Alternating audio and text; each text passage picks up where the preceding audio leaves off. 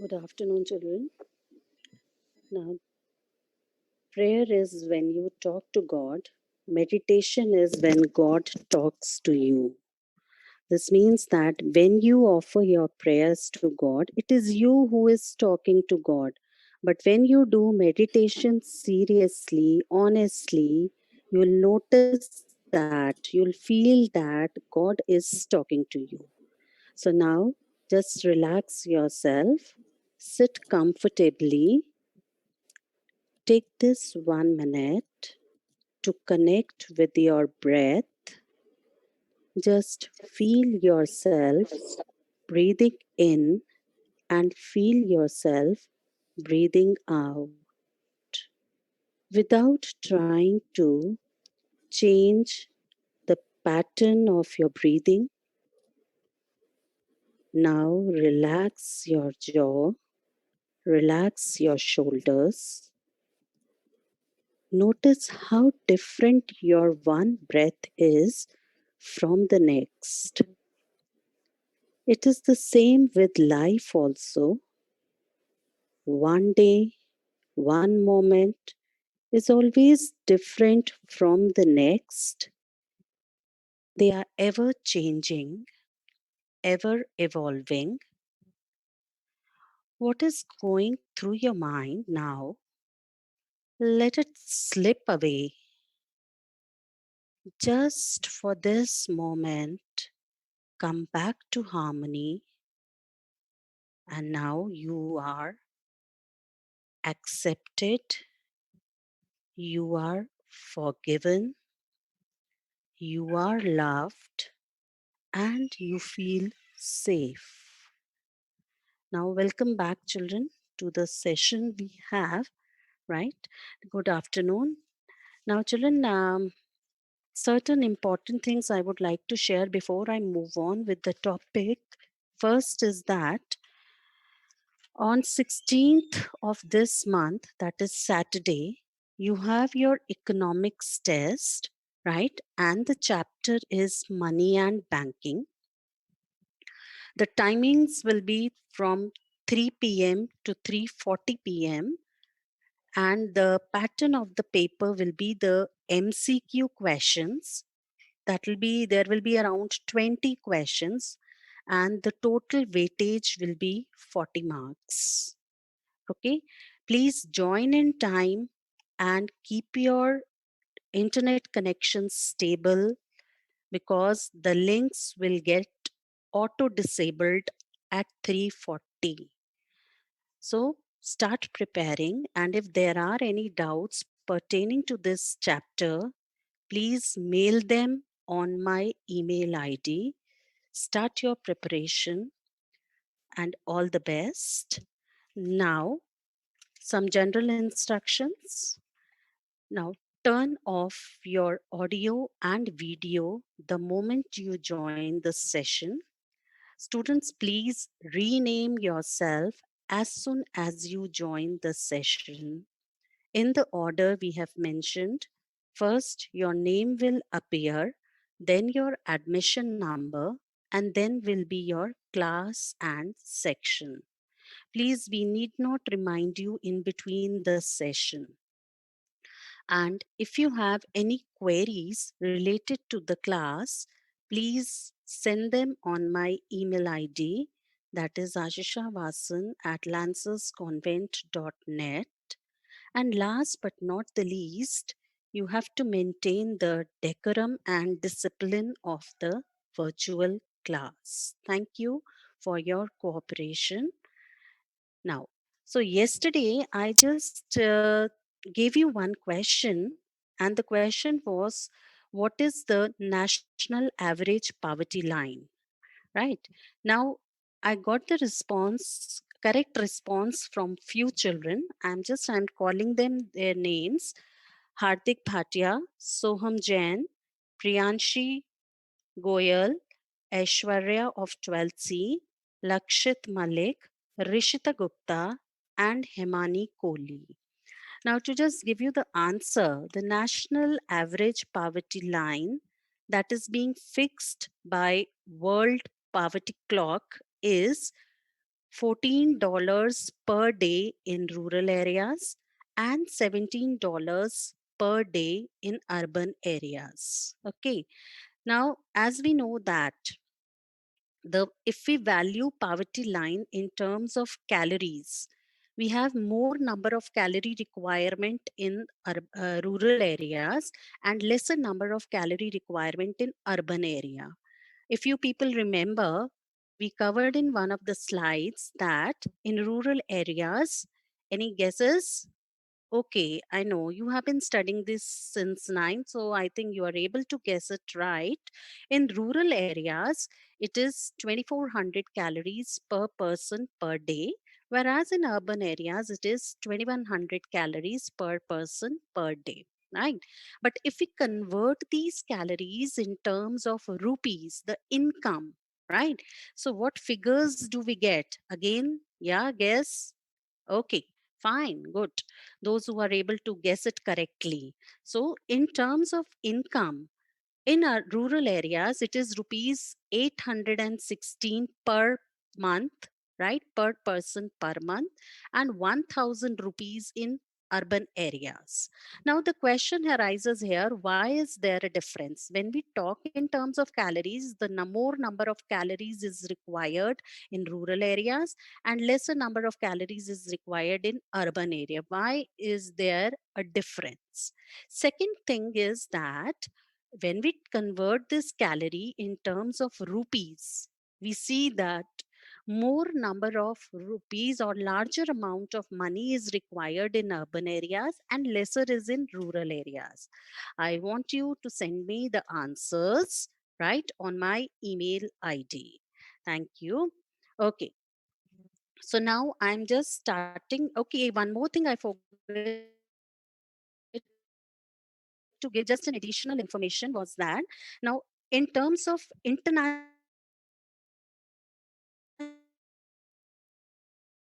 poverty line, right? In the world, international poverty line has been fixed as rupees, dollars 1.90 per day, right? So that is the international level that has been fixed for the poverty line. Okay, so now children, I'm just starting with the next chapter, and the next chapter we have is the human capital formation. Now this is the one chapter now which basically will be related to all of us, we being human being and human resource. So it is very much relevant to us and it is really going to help you out when you grow up, right? When you take up your jobs. So this is the one chapter which is very much connected to us. Now, just an introduction of the chapter, what I would like to share with you is that since we know that with the evolution of mankind, means we have come a long way since the evolution of our economy, right? We have moved from the simple economy to a developing economy. Now, I want to know, or I would like you to just answer this question: what is the main reason how we are able to develop, or what are the reasons which have led us to a development, right? There are quite a few. I know you will give me the answers. Most of you will think that it is basically the modern technology, the development in the various sectors, right? Yes, it is true to some extent, but along with all these factors, there is one important factor which we people are still now not aware. Probably after reading this chapter or when we are doing this chapter, we will come to know that what is that other factor, right? So, along with the modern technology, new industries, developments taking place in the agriculture sector, the main important reason is that the progress is due to the capacity of people to store and transmit knowledge. What does this mean now? That means we as human beings have been blessed to store knowledge and transmit this knowledge from one generation to another, right? See, like your grandparents or parents, sometimes they share so many things which they have experienced or which they have gone through in the past. Like your grandparents must be telling you again and again at the time of partition how they were forced to move out of Pakistan, and then here they came as refugees, what type of life they were living. So all this information that is being passed on from them to you, right? This is the one capacity we have. This is one thing with which we are blessed with. Similarly, we gain this knowledge, right? This knowledge can be passed on from one generation to another through various means, like having conversation. I'm talking to you, we discuss so many things. So this is one way of passing on the information. Another is a very good one which we all like, that is through songs, right? There are so many songs which have been made in our movies, right, which tells us about our past or which gives us certain additional information. Like at the moment I can just recollect one patriotic song which I remember is that I used to hear when I was a child and younger to you, in fact younger of your age, to your age. That was I don't know how many of you how many of you have heard of it. One was that the patriotic song was that जहाँ डाल डाल पे कोयल बोले, सोने की चिड़िया करती है बसेरा, वो भारत देश है मेरा.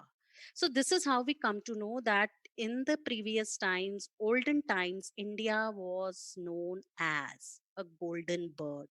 So this is through songs, through movies like Kranti. There we come to know from that, if you watch that movie you'll come to know how badly we were treated by the Britishers, right? So these are the various ways. There are certain, in fact I remember poems also. I remember one poem, खूब लड़ी मर्दानी वो तो झांसी वाली रानी थी.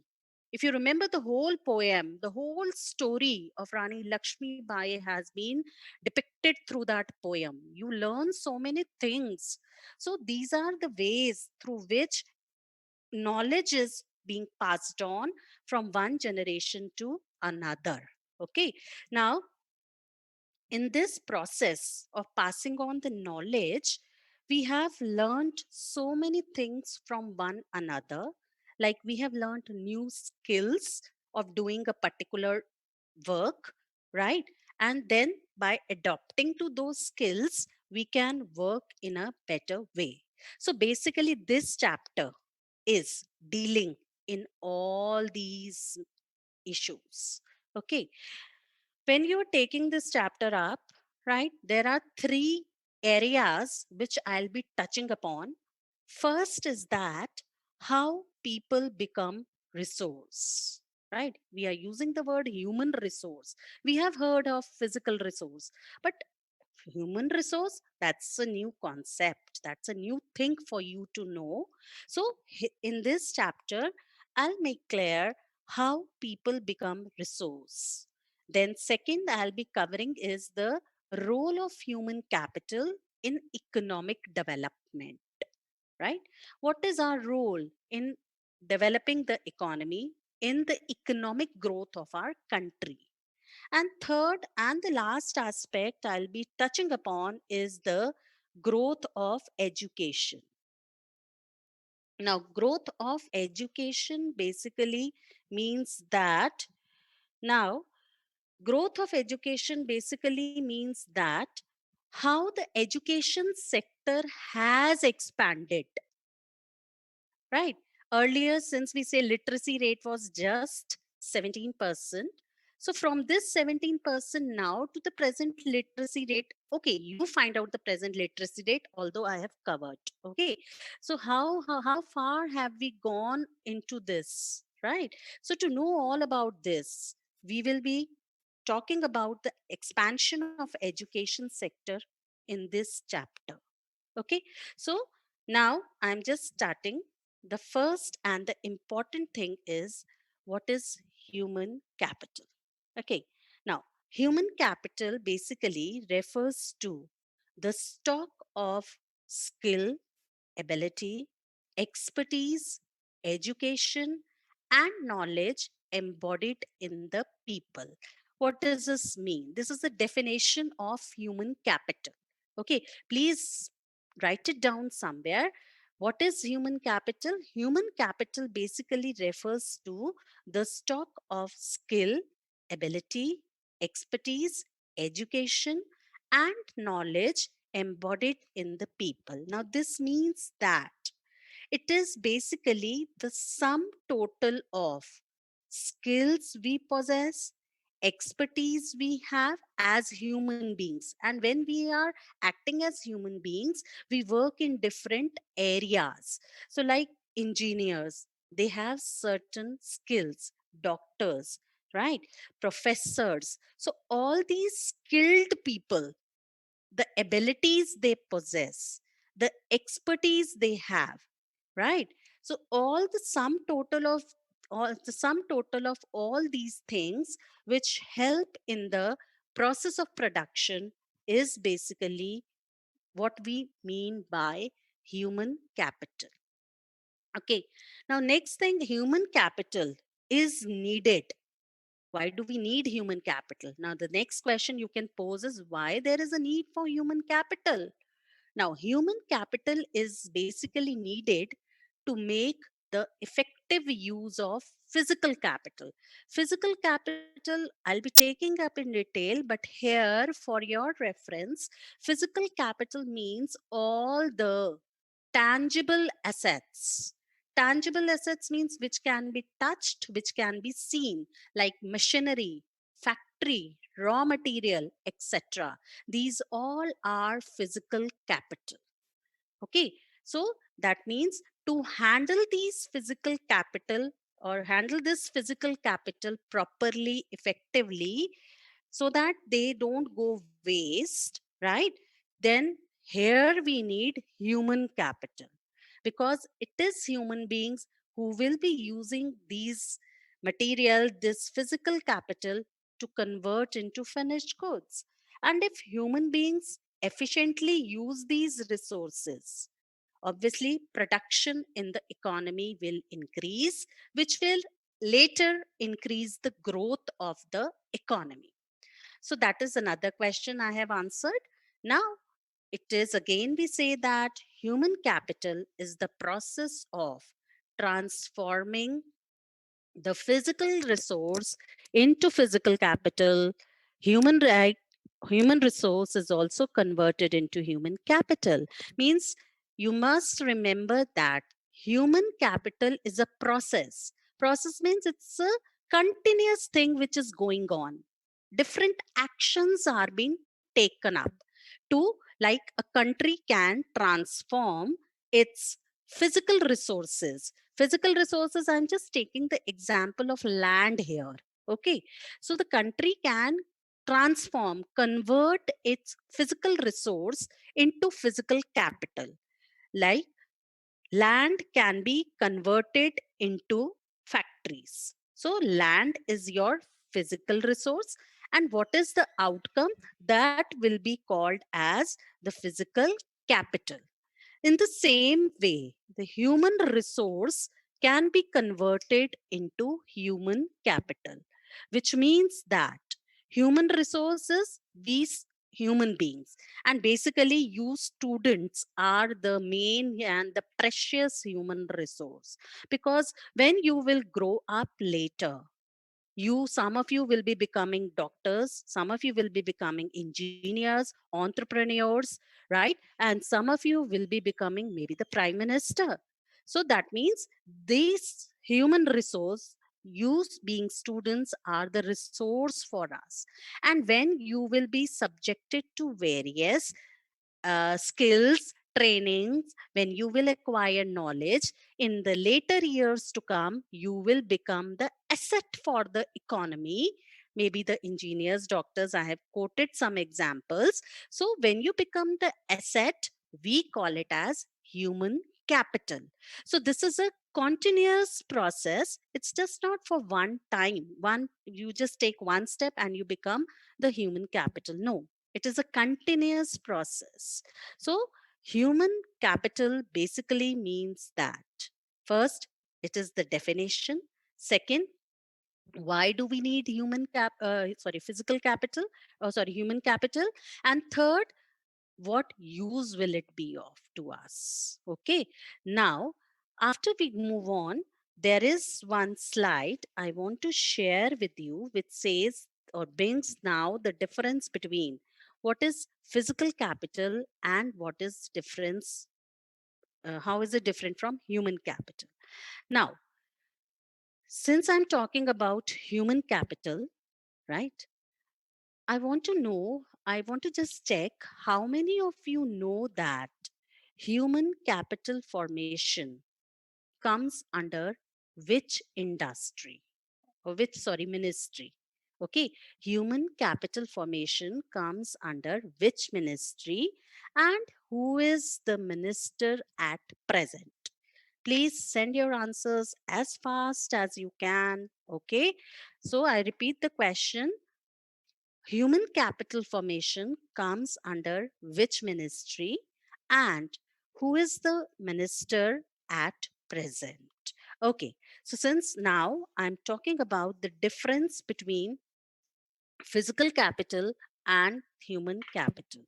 The first difference is that, as I have talked about, that physical capital is tangible and can be easily sold in the market, right? Tangible means which can be touched, which can be felt, right? Which means by touching you can feel. This is what we mean by tangible. And moreover, this can be sold in the market like any other commodity. Machinery, right? Machinery you can sell in the market, like you sell vegetables, like you sell fruits, like you sell milk. So, physical capital, first thing to remember is that similar, it is just similar to the other commodities which we sell in the market. But as against it, we say human capital is intangible and cannot be sold in the market. Okay, that means human capital is intangible, means it cannot be touched. I'm right now giving my services. The services which I am giving to you people, you cannot touch those services. You cannot say that these services are hard, soft, or they have some particular shape. Okay, they cannot be seen. So, this is what we say, they are intangible.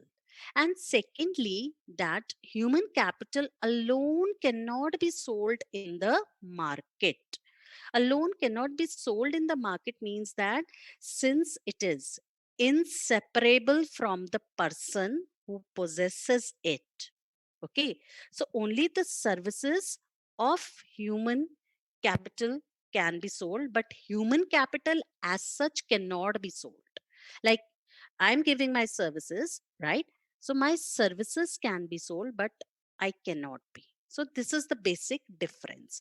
The second point we have is that physical capital depreciates with the passage of time. Depreciation, some of you must be aware because you might have studied in accounts, right? But here, just to make clear the meaning of what is depreciation. Now, children, just think of that when production takes place in the industries, or if you just go, if you take a further more simpler example and much more relevant to you, that is the car you have at home. You people are using this car quite frequently. Okay. Now, when you use this car, after few years, it starts giving troubles to you, or after some years, when you sell this car in the market, its value falls. If you have purchased this car for rupees 9 lakhs and after a year, if you sell the same car, you will fetch a value which is very much less than this, right? Why? It is just because of the depreciation. Now, depreciation means that when there is a fall in the value of assets due to their normal usage. When you regularly use some machinery, right, its parts, some of its parts gets weared out, right? They are worn out. And when this happens, so there is a fall registered in the value of the fixed asset, and this is what we mean by depreciation. So when machinery is used, right, in factories, building is being used over the years, the building is being used, somewhere the bricks are coming out, somewhere it's chipping out.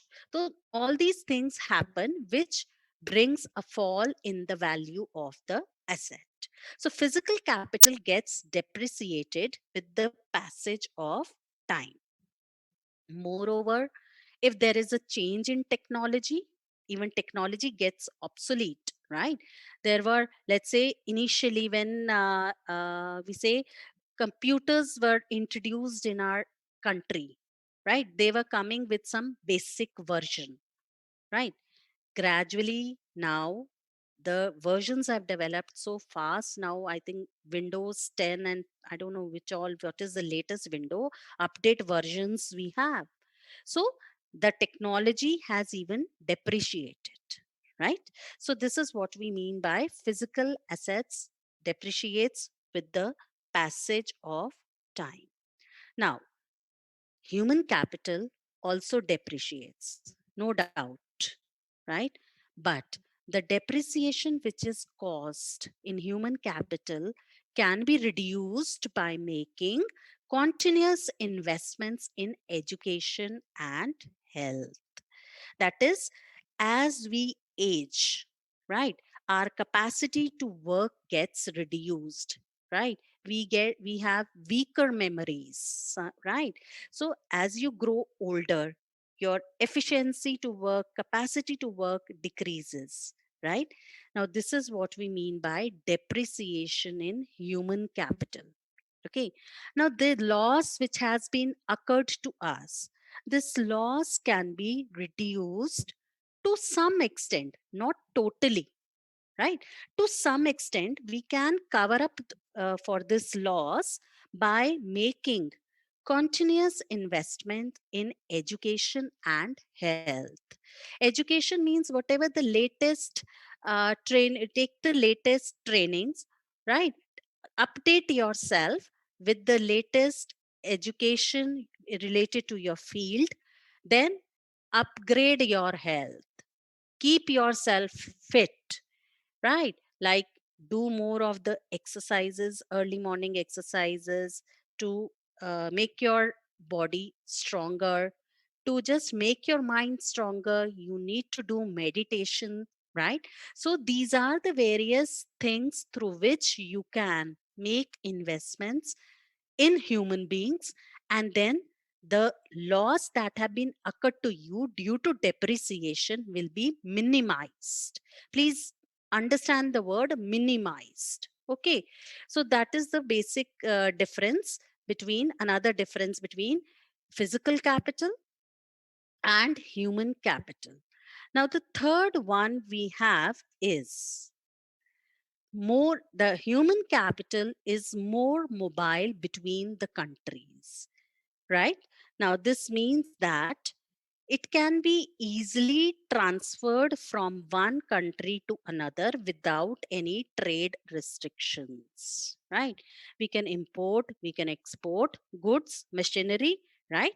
So this is physical capital. Some of the physical goods we can export and import, right? They can be moved from one country to another country. But human capital is less mobile between the countries, which means that mobility in case of human capital across the countries is restricted, right? And it is basically governed by the policies of the government. Like you have to acquire a visa.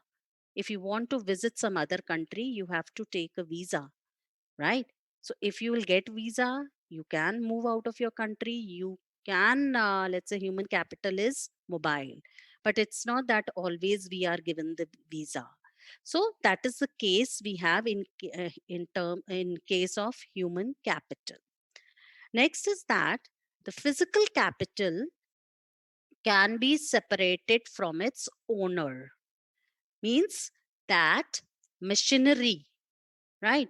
You can, the owner of the machinery is sitting at one place, and you can take away the machinery from that person and then further produce goods and services. So this is what we mean by physical capital is separated from its owner, right? So there, that means there is no need for the owner of physical capital to be present in the place where it is used. Okay, right? So if your mobile phone, laptop is not working, right? So what you can do is you can borrow a laptop from either from your relative, from your friend, from your neighbor. So it's not that if you will borrow the laptop, that person also needs to come and sit with you. No, he can sit at his own home, and then you can just bring his laptop and use it and attend the lectures. So this is the meaning of that human capital can be separated from its owner. Owner can be sitting at one place, and that asset can be taken to another place and can be used. But the same cannot happen in case of human capital.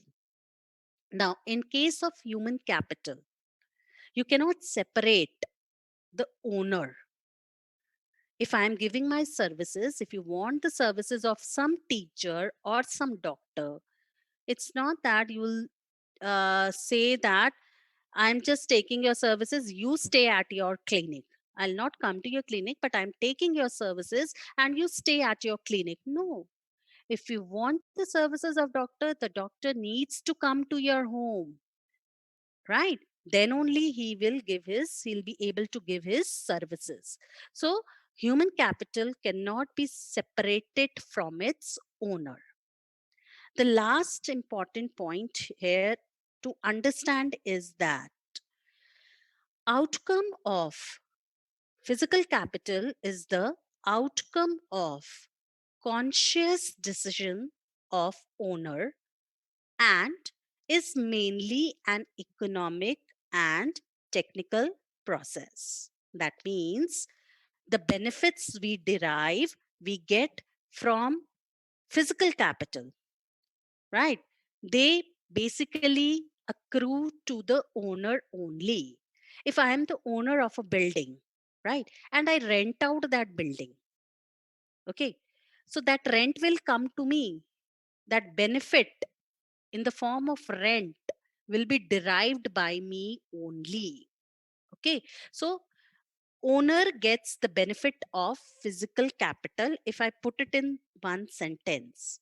But in case of human capital, the benefits, right?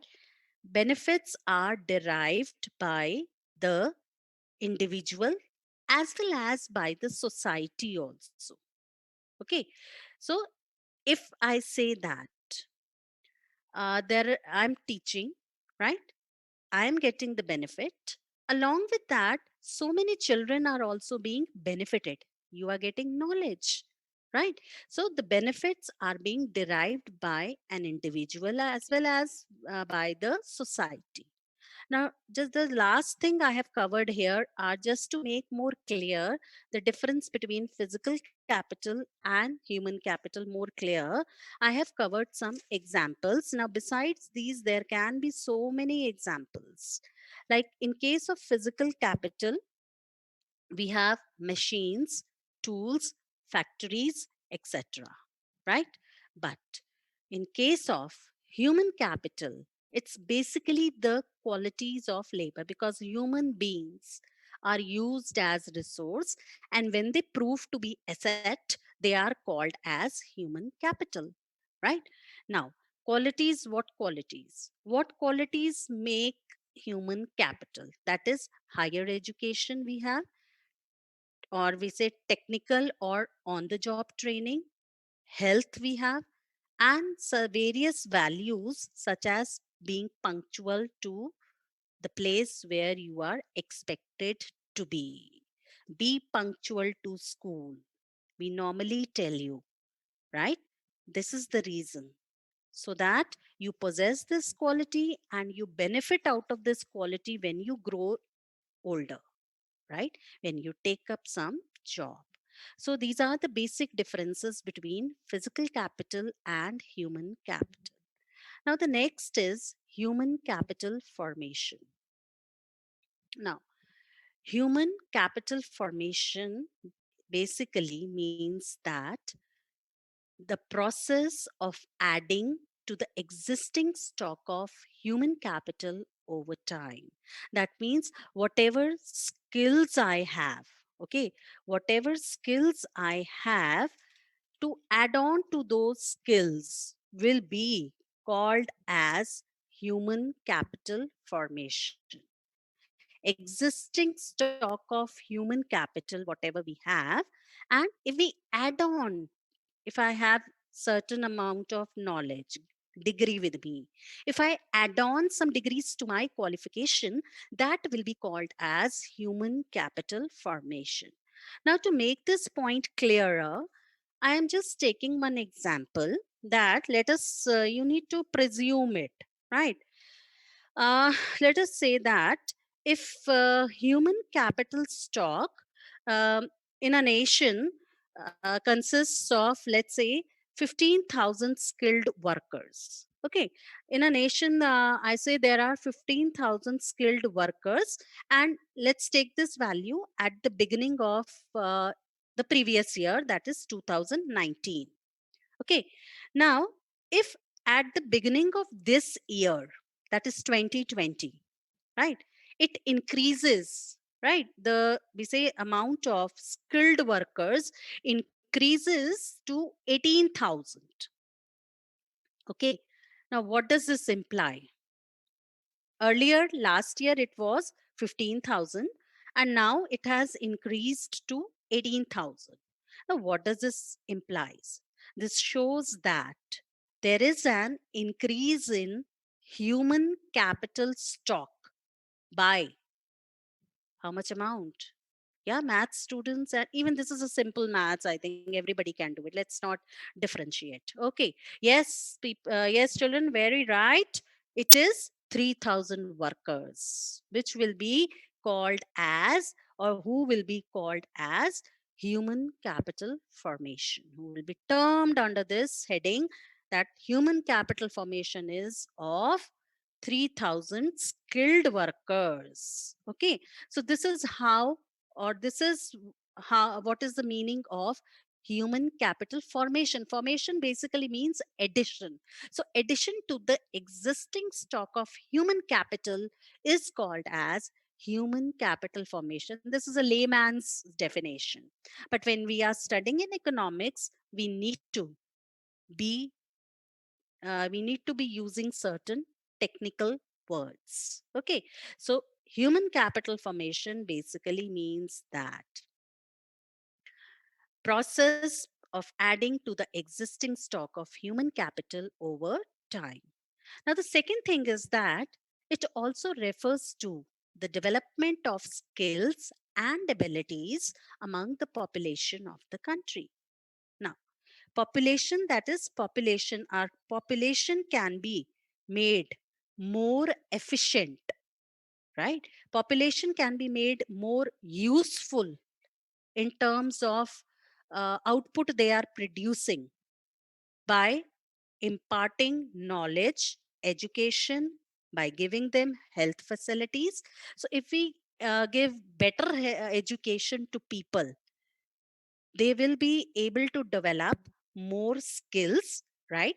And then, if we give them good health facilities, proper health facilities, so in that case, they will be healthy.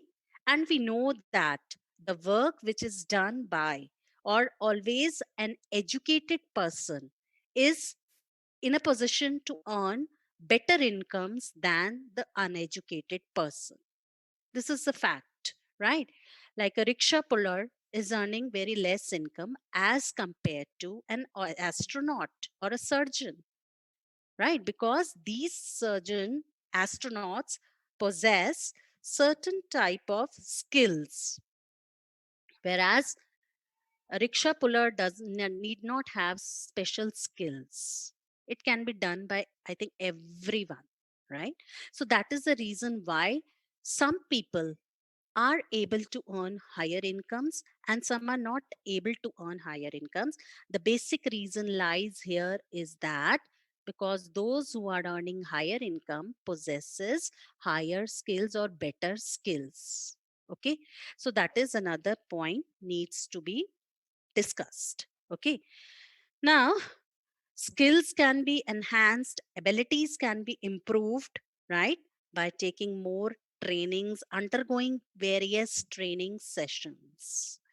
The third thing we need to know is that human capital formation is associated with investment in human beings and this his development as creative and productive resource, which means that if we make investments in human beings, right, then definitely these human beings or the human capital will prove to be productive. Productive means beneficial for the economy. This will help this will help to expand the development path of the economy. Okay, so this is the basic concept of human capital formation. Now, to let's say increase or enhance human capital formation, there are certain areas where we need to incur certain expenses, right? Now, where we need to incur certain expenses, like I can say that you as students are incurring expenditure on education, your parents are incurring expenditure on your education. Can you just give me few reasons or just one simple reason why are your parents spending so much on your education? Yes, you guessed it right.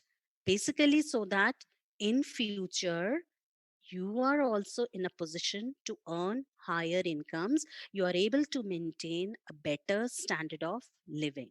Okay, so that is one thing. Besides education alone, right, education alone cannot help us to earn higher incomes, right? There are certain other features also, characteristics which we need, where we need to put in more expenditure, right? Like on your health, you need to stay healthy. If you are healthy, then only along with education you will be able to uh, produce goods or help in the production process. Along with these two things, that is education and this thing health, you need to incur expenditure on updating yourself, right? Gaining information related to your field, what all new is happening, what new technology has come, right? Otherwise some other person will prove an edge over you and that person will grab the opportunity. So these are the certain areas where you people as human beings need to put in or incur expenditure. Now, children, I just want to share a video with you. I don't know if yes, I can. Thank you. Okay. So let us start with that.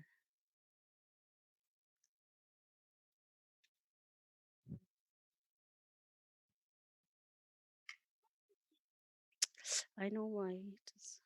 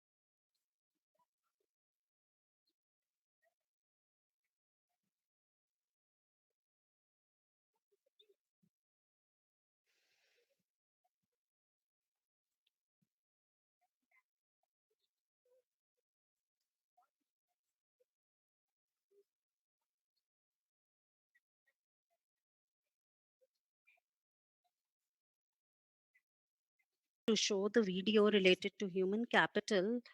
I don't know, I need some training. I'll take it, beta. Sorry for that. Okay. Now, next is that, as I was saying, human capital, as I was talking about, we have discussed, right? So I move on to the next, like I was talking about, what are the sources of human capital formation? Now, human capital formation, if I talk about, to have human capital formation, to increase one's abilities, what we need is we need to incur expenditure on education. Okay. Now, when we incur expenditure on education, right, that means our knowledge gets improved, right? Then next is to incur expenditure on health. I've talked about it, right? Now, after doing these two things, there is a need to get on the job training. On the job training means updating yourself relating to the latest technologies, latest information that is there related to your field. And next, expenditure on migration. Now, migration, you all know, means what? Migration means that people people are shifting from one place to another, right? People are shifting from one place to another in search of better jobs. Okay, that means we have heard there is brain drain taking place in our country. Why do people shift to other countries? They acquire education here, right? They throughout their lives they take uh, knowledge from India, and when it comes to them to return it back to their country, people go and serve other countries, and they give their services to other nations. Why? This is what we mean by brain drain. So people are also incurring expenditure on migration. That means people migrate to other countries, or even within the countries they migrate from one area to another. The basic reason behind this is that they want to get higher incomes. And the last is that to acquire expenditure on information. To incur expenditure on information is that what are the latest trends that we have in the economy, right? Like, if I know that what is my worth in the market, right? Like, I have these many years of experience, then I have this much qualification. So if in today, let's say at present, how much will I be fetching as my income, right? So this is what we may want to know through when we talk about expenditure on information. So each one of us want to know what is our present worth, and depending on that we decide whether I should go in for more information or not, right? So these are the sources of human capital formation. So here I'm stopping my lecture, children. So please just go through the points and prepare well for your tests. If there are any queries, just get back to me. All the best. Help your parents. Take good care of them. Stay safe.